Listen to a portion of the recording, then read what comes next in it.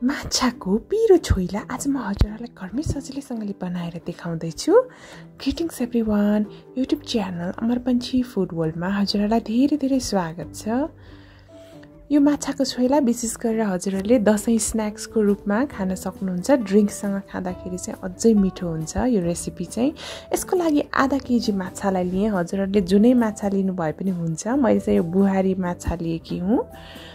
र त्यसपछि चाहिन्छ कागती 2वटा, प्याज एउटा, गुलभेडा रातो र पाकेको 3वटालाई मैले काटेँ मसिनोसँगले र धनियाँको केही पत्ताहरू चाहिन्छ।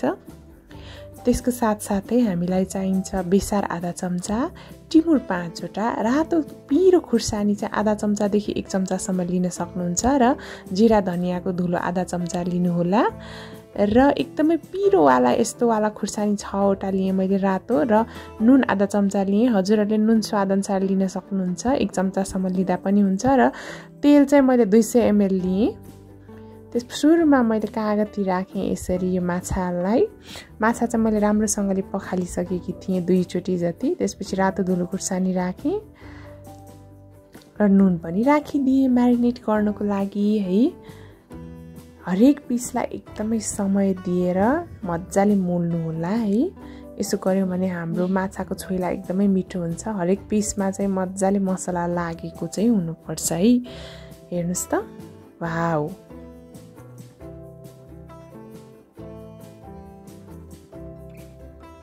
एकदमै समय दिएर मोल्नु होला। जति राम्ररी मोल्नु भयो मसला भित्रैसम्म पुग्छ। त्यसपछि मैले यसरी टिमुरलाई भुट्दैछु र खुर्सानीलाई पनि भुट्दैछु। एकदमै सानो आँचमा भुट्नु होला, लो फ्लेममा।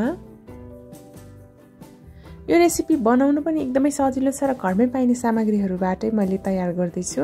हजुरहरूले मेरो च्यानल अमर पन्छी फूड वर्ल्डलाई सब्स्क्राइब गर्नुभएको छैन भने प्लिज सब्स्क्राइब पनि गरिदिनु होला है त। हेर्नुहोस् त, मजाले यो भुटिँदैछ। त्यसपछि लसुन अदुवाको पेस्टमै मैले यसलाई मजाले पिस्दैछु। यो लसुन अदुवाको पेस्ट चाहिँ लगभग 3 चम्चा जति छ र नुन पनि राखेँ मैले यसमा। बाँकी भएको लगभग 1 चम्चा जति नुन चाहिँ लाग्छ। हजुरहरूलाई आफ्नो टेस्ट अनुसार कतिको नुनिलो मनपर्छ त्यही अनुसार राख्न सक्नुहुन्छ। नुन राखेर पिस्यौँ भने पिस्न एकदमै सजिलो हुन्छ। पुरै धुलो पिठो चाहिँ बनाइराख्नु पर्दैन, हल्का थिच्ने मात्रै हो। हेर्नुहोस् है त,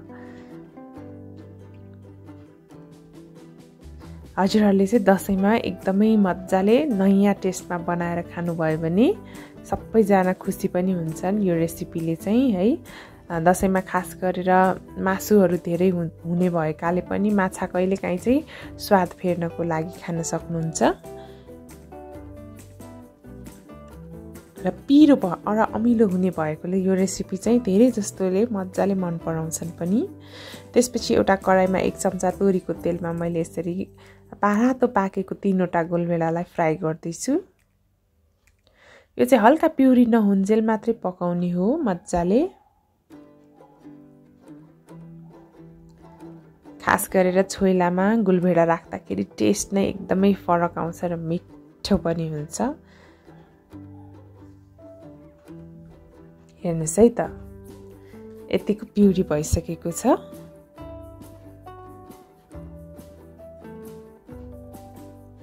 त्यसपछि यसरी तेल 200 ml तेल तताएर मैले यो माछाहरूलाई फ्राई गर्दैछु। राख्ने बित्तिकै चाहिँ हजुरहरूले नचलाउनु होला, एकैछिन चाहिँ यत्तिकै राख्नुपर्छ, नत्र चाहिँ टाँसिने सम्भावना हुन्छ। एकदमै नजिक टाँसिने गरेर पनि माछा नराख्नु होला। 2 चोटि गरेर फ्राई गर्दैछु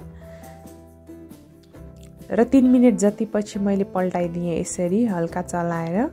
लगभग 6 देखि 7 मिनट मजाले फ्राई गऱ्यौँ भने चाहिँ यसको काँडा पनि झुरुम हुन्छ र काँडाहरू खाँदाखेरि पनि खासै फरक पर्दैन। र लगभग 7 मिनट डिप फ्राई गरेर म यो माछाहरूलाई चाहिँ निकाल्दैछु है। त्यसपछि बाँकी भएको माछाको पिसहरू राखेँ। मैले 2 चोटि गरेर फ्राई गर्दैछु, एकैचोटि फ्राई नगर्नु होला। एकदम क्राउडेड भयो भने पनि फ्राई राम्ररी हुन सक्दैन। खास गरेर यो माछाको टाउको चाहिँ एकदम डिप फ्राई गर्नुपर्ने हुन्छ। यसमा चाहिँ अलिकति हड्डी काँडाहरू हुने गर्छ र पुच्छर पनि। यतिको भइसकेपछि निकाले मैले हेर्नुस् है त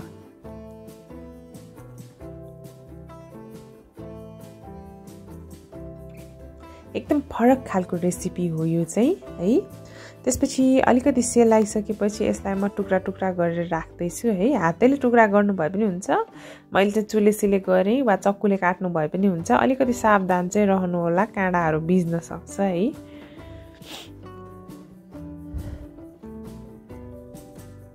एकदमै मिठो हुन्छ यो रेसिपी चाहिँ मलाई चाहिँ चिउरासँग खाँदाखेरि एकदमै मन पर्छ हजुरहरुले भिडियो कस्तो भयो भनेर एकचोटी कमेन्ट चाहिँ गरिदिनु होला है त हजुरहरुको कमेन्टबाट मैले चाहिँ मेरो भिडियो कस्तो भयो भनेर थाहा पाउँछु त्यसपछि जिरा धनियाको धुलोलाई राखे एउटा बाउलमा यो माछालाई राखेर प्याज राखे यसरी मसिनो गरेर काटेको लसुन अदुवाको पेस्टलाई राखे र साथसाथै कागती पनि राख्नै पर्छ यो रेसिपीमा चाहिँ कागती नभई नहुने चीज हो एकदमै टेस्टी हुन्छ है कागती र गोलभेडा राख्दाखेरि चाहिँ कुनै पनि अचार एकदमै टेस्टी हुन्छ त्यो दुईटाको कम्बिनेसनले र त्यसपछि मैले यसरी धनियाको पत्ताहरुलाई पनि राखे र अघि मज्जाले पकाएको गोलभेडाको प्युरीलाई पनि राख्दै छु गोलभेडा हजुरहरुले पोलेर राख्नु भयो भने अझै मिठो हुन्छ यो रेसिपी चाहिँ है र त्यसपछि तोरीको तेल भुटेको तोरीको तेल 3 चम्चा राखे यो चाहिँ किन्न पाइन्छ बजारमा हजुरहरुसँग यो छैन भने नर्मल तोरीको तेललाई नै मज्जाले तताएर हाल्न सक्नुहुन्छ